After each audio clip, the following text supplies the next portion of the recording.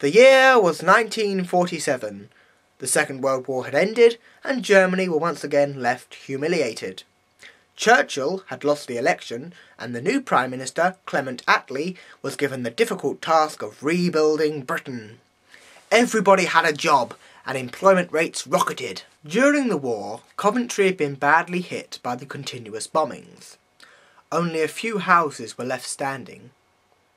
One of the houses belonged to a Mrs. Hedgethorn, and she lived with her daughter Mary and their dog Brownlow. Mary's father had been killed in the war, and she struggled to get over it.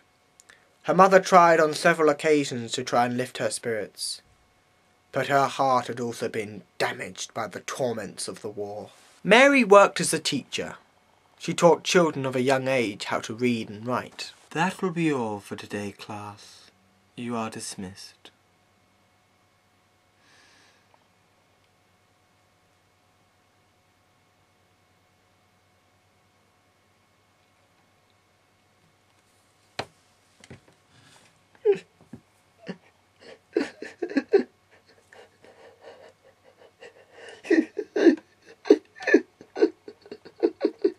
Here, dry those tears. I'm so sorry. I get like that sometimes. I miss my father so much.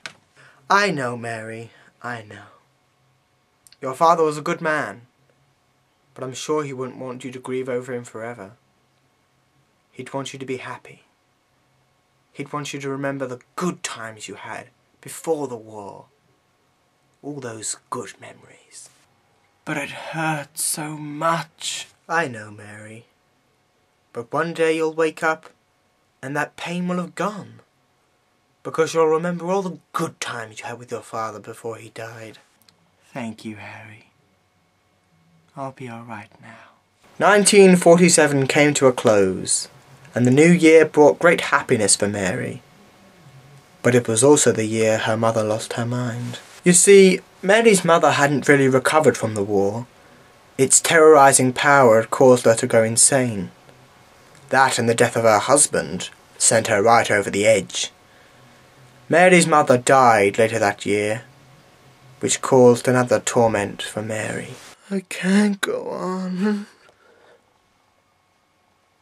What's the point?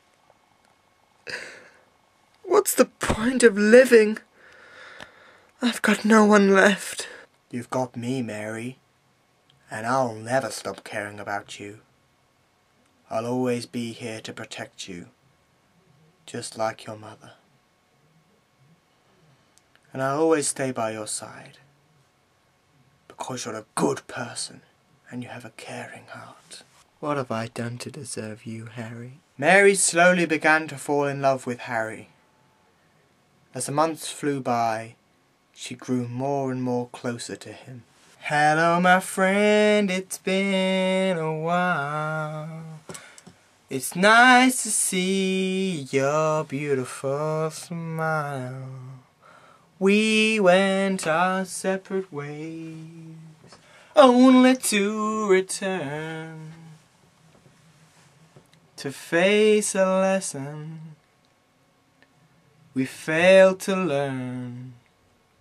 We didn't understand the truth when lightning strikes ahead of you. Time kept on the move, and the change has gone. You think that I don't know where you're coming from. Well, I feel it just like you, and I cry just like you, and I hear just like you under my skin. I'm just like you. One night, Mary decided to tell Harry how she felt. Harry, I must talk to you. What is it, Mary? It's difficult for me to say. Oh, okay. Harry, you are the most sweetest, most kindest person that I've ever met. I want to always have that love with me. Harry, I love you. Oh, Mary, I love you too, with all my heart and more. Ever since I laid eyes on you, my heart has ached for your love. You are the only thing in my life that has any meaning. Without you, I might as well be dead. Oh, Harry. Mary, you are my everything. You are the jewel of my heart. You're more beautiful than any diamond, and you mean more to me than the entire world. To be your husband would be a complete honour. Harry, you have helped me get through some very hard times. You've loved me, looked after me, and kept me from danger.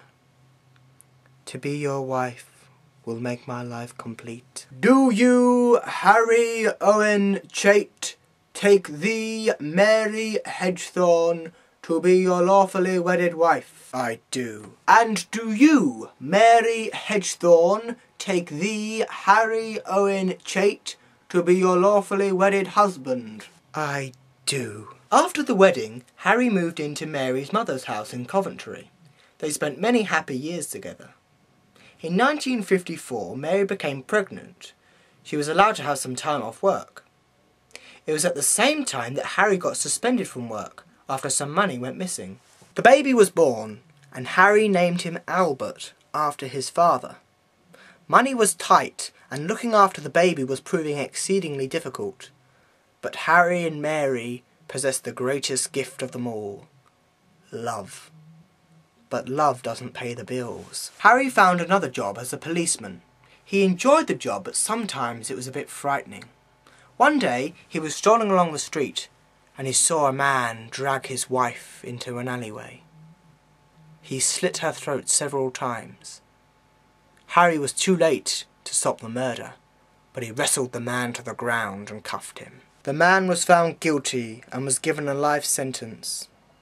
The years ticked on, and by 1968, Mary and Harry were still very much in love. Oh, Mary, look how far we've come. We've got a wonderful child, a warm home, and I've got the most beautifulest wife a man could ask for. And I've got a beautiful husband.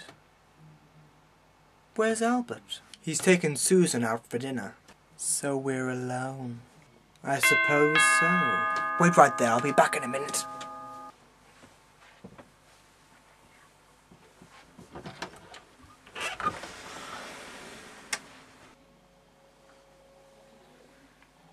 Alright, mate?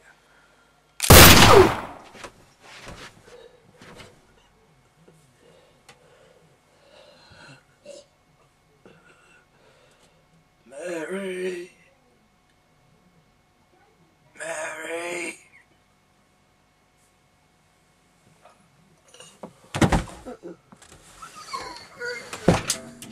Harry? Harry?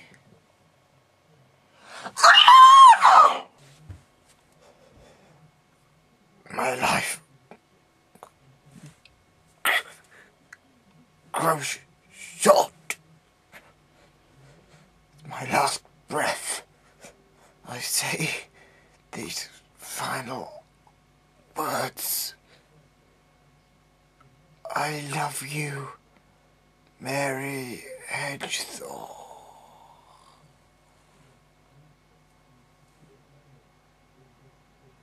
No! Mary lived in Coventry for another 15 years, until 1983, when she was admitted to the Winchester Psychiatric Hospital. She died 6 years later from an overdose.